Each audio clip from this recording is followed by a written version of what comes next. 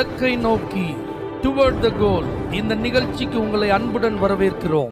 Praise the Lord. ஆண்டவராகிய இயேசு கிறிஸ்துவின் இனிய நாமத்தில் உலகம் எங்கும் உள்ள உங்கள் எல்லாருக்கும் கிறிஸ்துமஸ் நல்வாழ்த்துக்கள்.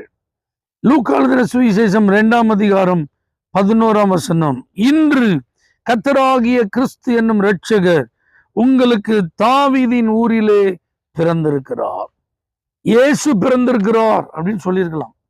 ஆனா பாருங்க, கர்த்தராகிய கிறிஸ்து என்னும் இரட்சகர், இயேசுவை குறித்து 3 வார்த்தைகள் இந்த இடத்துல எழுதப்பட்டிருக்கு. அவர் கர்த்தர், அவர் கிறிஸ்து, அவர் இரட்சகர்.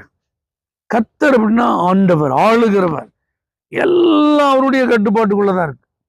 வானமா இருந்தாலும் சரி, பூமியா இருந்தாலும் சரி, கடலா இருந்தாலும் சரி, யாரா இருந்தாலும், இயற்கை, மனிதன், எவரா இருந்தாலும் எல்லாவற்றையும் ஆளுகிறவர் இந்த ஆண்டவர். அவர் தான் இன்னைக்கு உங்களுக்காக பிறந்திருக்கிறார். ஒருவேளை நீங்க எல்லாமே போச்சு, எல்லாம் மூழ்கி போச்சு, எல்லாம் முடிஞ்சு போச்சு, இனிமே அவ்வளவுதான், இனிமே எனக்கு நம்பிக்கை இல்லை அப்படின்னு சொல்லி நீங்க வருத்தத்தில் இருக்கீங்களா? உங்களை பார்த்துதான். பயப்படாதீங்க. இன்னைக்கு அந்த நற்செய்தி, ஆண்டவர் இயேசு உங்களுக்காக பிறந்திருக்கிறார். உங்களை ஆளுகை செய்வார், உங்க சூழ்நிலை ஆளுகை செய்வார். நீங்க கடந்து போய் கொண்டிருக்கிற அந்த போராட்டங்கள் எல்லாவற்றின் மேலும் அவர் தன்னுடைய ஆதிக்கத்தை செலுத்துவார். கடல் மேல் நடந்து தன்னுடைய வல்லமையை, அதிகாரத்தை வெளிப்படுத்தினவர். காற்றையும் கடலையும் அதட்டி தான் யார் என்பதை நிரூபித்தவர். பிசாசுகளின் வல்லமைகளை முறியடித்து துரத்தி அழித்து தம்முடைய அதிகாரத்தை நிலைநாட்டினவர்.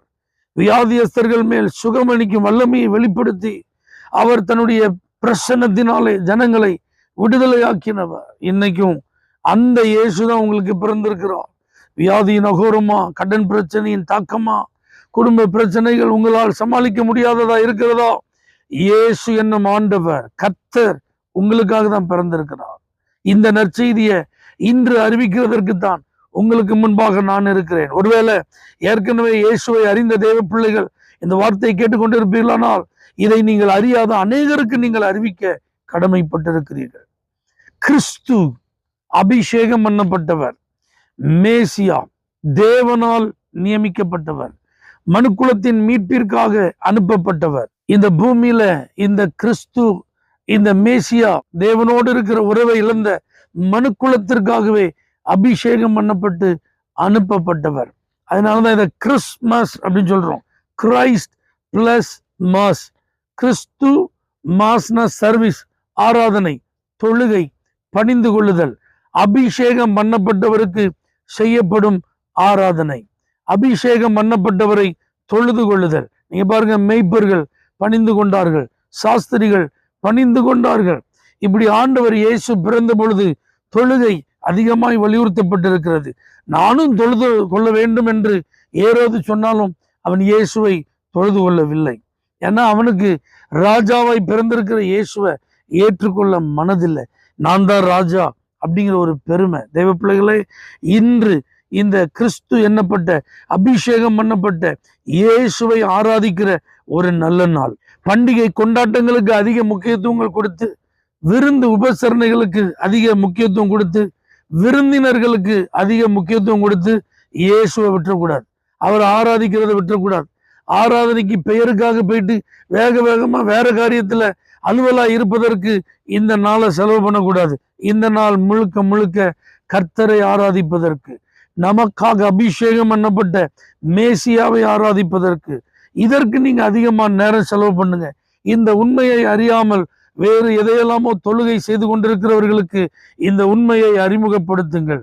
இரட்சகர், மீட்பவர், எல்லாவற்றிலும் இருந்து நம்மை விடுவிப்பவர், பாவத்திலிருந்து, சாபத்திலிருந்து, வியாதியிலிருந்து, பிசாசின் வல்லமையிலிருந்து, இந்த உலகத்தில் வருகிற எல்லா போராட்டங்களிலிருந்து மனிதனை விடுவிப்பதற்காகவே இயேசு இன்று பிறந்திருக்கிறார். அதனால யாராவது போராடி கொண்டிருக்கிறவர்கள், பாவத்தை விட முடியல, சாபம் தலைமுறைகளை பாதித்து கொண்டிருக்கிறது, வியாதி தீர்க்கப்பட முடியவே இல்லை, வாழ்க்கையில எங்களால எழும்பவே முடியல, யாராலும் எங்களை காப்பாற்ற முடியல, மருத்துவர்கள் எங்களை காப்பாற்ற முடியல, பணம் எங்களை காப்பாற்ற முடியல, எங்களுக்கு இருக்கிற செல்வாக்கு எங்களுக்கு பாதுகாப்பை தர முடியல, இப்படி யாராவது அங்கலாய்ப்போடு இருப்பார்களானால் அவர்களுக்கு அறிவிக்கப்படும் நற்செய்தி தான் உங்களுக்காக தான், உங்களை விடுவிப்பதற்காக தான். எல்லாவற்றிலிருந்து உங்களை பயமுறுத்தி கொண்டிருக்கிற உங்களை பாதித்து கொண்டிருக்கிற எல்லாவற்றிலிருந்து உங்களை விடுவிப்பதற்கு தான் இயேசு இன்று இதை போல ஒரு நல்ல நாளில் அவர் பிறந்தார். அதை நீங்கள் விசுவாசித்தால் நிச்சயம் உங்களுக்கு விடுதலை உண்டு. ஆகவே இந்த நாள் நற்செய்தியை அறிவிக்கும் நாள். தேவ பிள்ளைகளே, இன்றைக்கு இயேசு இதை போல இந்த பூமியில ஒரு நாள் பிறந்தார். அவர் பிறந்ததுக்கு அப்புறம் தான் அந்த உலக வரலாறு கிறிஸ்துவுக்கு முன் கிறிஸ்துவுக்கு பின் என்று பிரிக்கப்பட்டிருக்கிறது.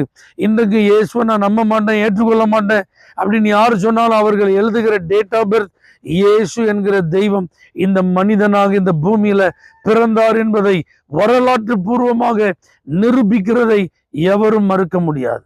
ஆகவே இன்று கர்த்தராகிய கிறிஸ்து என்னும் இரட்சகர் உங்களுக்காக தான், யாரோ ஒருவருக்காக அல்ல, அல்லது கிறிஸ்தவர்களுக்காக மாத்திரம் அல்ல, அல்லது ஒரு குறிப்பிட்ட நாட்டில் உள்ளவர்களுக்காக மாத்திரம் அல்ல, யாரெல்லாம் மெய்யான தெய்வத்தை எதிர்பார்த்து கொண்டிருக்கிறார்களோ எல்லாருக்காக, அல்லது இன்னொரு வார்த்தையில சொல்லணும்னா இந்த உலகத்தில் உள்ள எல்லா மனிதர்களுக்காக இயேசு பிறந்திருக்கிறார். இந்த உண்மையை, இந்த நற்செய்தியை எல்லாருக்கும் அறிவிப்பதற்கு நேரம் எடுத்து ஆட்களை சந்தித்து இந்த நற்செய்தியை அறிவிப்போம். ஆண்டவர் என்ன நோக்கத்திற்காக இந்த பூமியில பிறந்தாரோ அந்த நோக்கம் நிறைவேறும். பரலோக பிதாவே, இந்த கிறிஸ்துமஸ் எல்லாருக்கும் ஒரு ஆசீர்வாதமான சந்தோஷமான கிறிஸ்துமஸ் ஆகி மாற இயேசுவின் நாமத்தில் ஜெபிக்கிறேன் எங்கள் ஜீவனுள்ள நல்ல பிதாவே, ஆமென். உங்களை எல்லாருக்கும் happy Christmas. For prayer contact, Pastor J. J. Kumar, El Shaddai Ministries, 9500252586, Surandai.